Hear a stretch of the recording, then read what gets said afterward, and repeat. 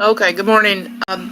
So I'm watching a video on YouTube, a pastor talking to these three women at a abortion protest. I think they're probably protesting the new strict anti-abortion laws that are being passed in various states. And he mentions at some point the fact that only about 2% of abortions are for rape, incest, life of the mother, things like that, because that's their big rallying cry. We should have abortion legal because of those issues, and only 2%. It's probably less than that. I think it's probably like less than 1%, but that's my thought. I don't know for sure. And then Dr. Anthony Levatino, who used to do abortions, has said that the life of the mother argument is really stupid because by the time a woman is pregnant enough to know that, like, she's diabetic, gestational diabetes, or heart issues, or blood pressure issues, that by this time the baby can be taken and live because it's, viable. Like they like to use that word. So, that's generally the case with women whose health is in peril. And it does happen, you get, like I said, gestational diabetes, and maybe your blood pressure goes up or whatever. So you could take the baby, and then if the woman doesn't want the baby, then give the baby up for adoption. And that's but this whole issue of abortion is getting more and more vicious. I mean, women are even saying, nice ladies, they say, well, I don't think abortion is good, but we need it because of the life of the mother, blah, blah, blah. You don't hear that too much anymore. Nowadays, you hear like, yeah, we want to kill our kids and we want to be able to kill them whenever we want to kill them and we don't care. So my rhetoric, what I would focus on with talking to pro-abortion women or men, I guess, is that it is only 2%. We'll use his statistic, 2%. Okay, so that means 98% of abortions are done for convenience, for birth control. There's a story about a lady who had 9 abortions. I read on the internet. She had 9 abortions, and when she finally saw what her aborted baby, what it looked like when they pull the baby apart and they have all the parts on the table, and she saw it on her 9th abortion, and she freaked out, and they never saw her again.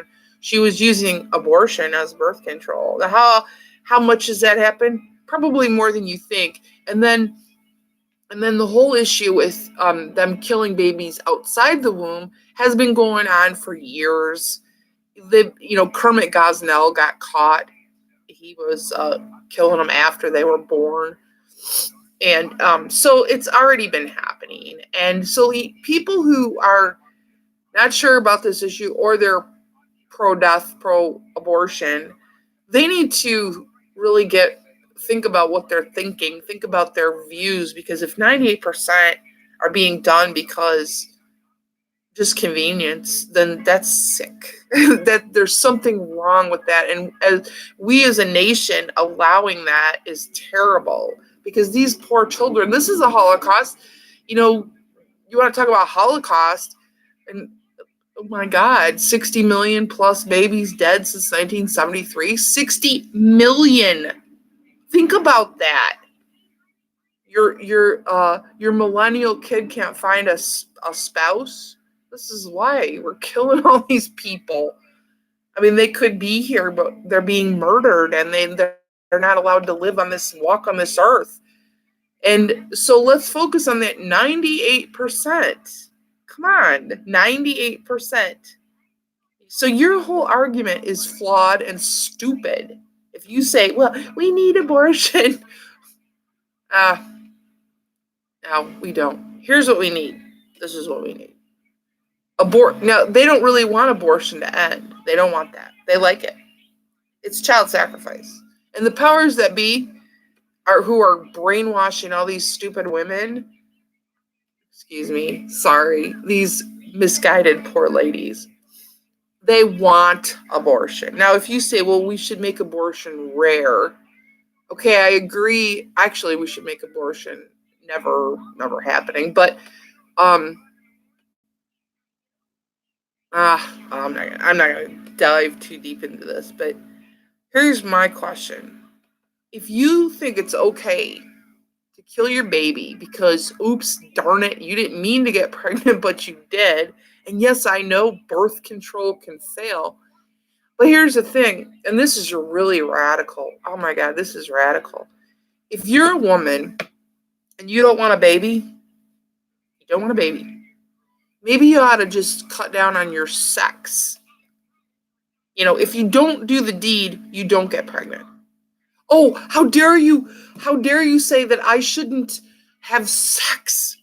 I want to have sex. Everybody wants to have sex, right? How could you suggest that I abstain from sex? Well, just do it if you don't want a baby. No, if you come to the place in your life where you say, I want a baby, yeah, it would be okay if I had a baby. Then have sex to your heart's content. But if you think that you can't have a baby and you shouldn't have a baby, then don't do the deed. And if you have to do the deed, then use birth control.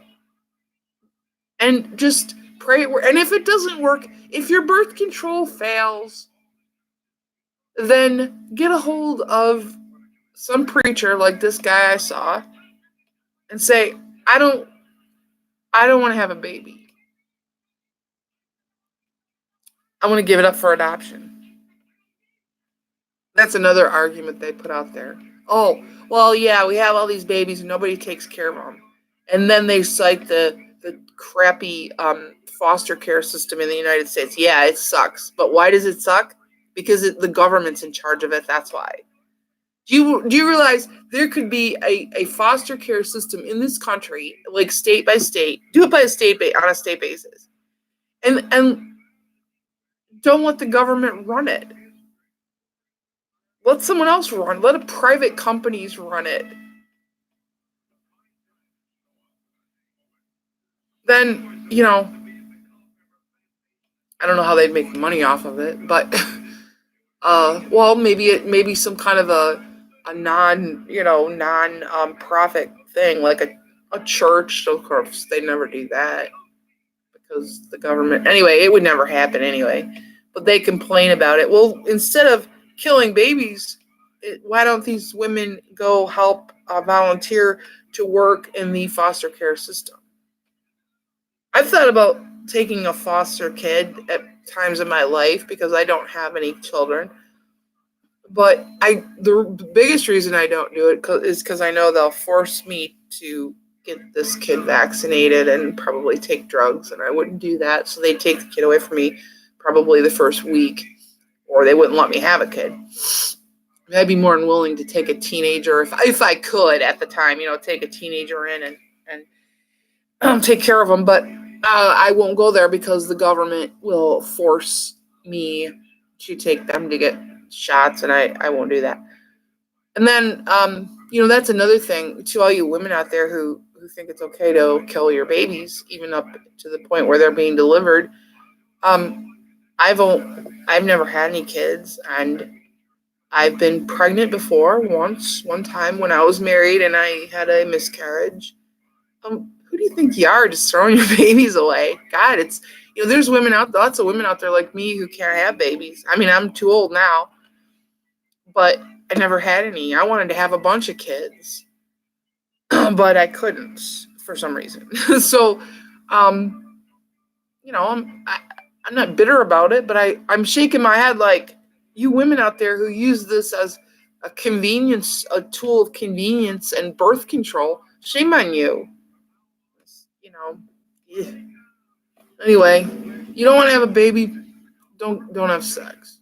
I know that's too wild, but that's my suggestion. Don't have sex or use birth control, and if it fails, still defer to life and not death. Defer to life. Have the baby, give it up for adoption, or have the baby. You might change your mind. You might see that little baby and say, oh, baby's cute, I want to keep it. And you'll find a way. That's a problem in this country today. It's full of snowflakes and namby-pamby victims. I'm sick of it. Nobody has any guts anymore. Nobody has a backbone. It's like, Oh, I'm going to go to my safe space.